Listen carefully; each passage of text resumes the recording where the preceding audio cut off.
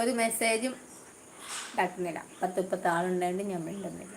എനിക്ക് ഒരു ഇന്നും കൂടെ ഉള്ളു. ഇന്ന് ഞാൻ എൻ്റെ ഓഫർ തീരുവായതുകൊണ്ടാണ് ഞാൻ ലൈവിൽ വന്നത്. ഇനി നാളെ തൊട്ട് ഓഫറില്ല.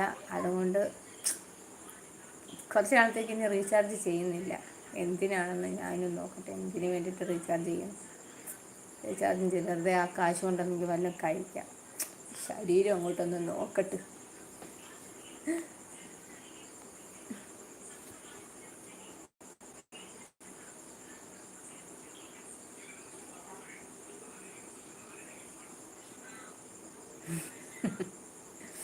ആ 350 രൂപ ഉണ്ടെന്നുണ്ടെങ്കിൽ ഒരാഫ് കുഴിമന്തി മേടിച്ച് അങ്ങോട്ട് തട്ടുക.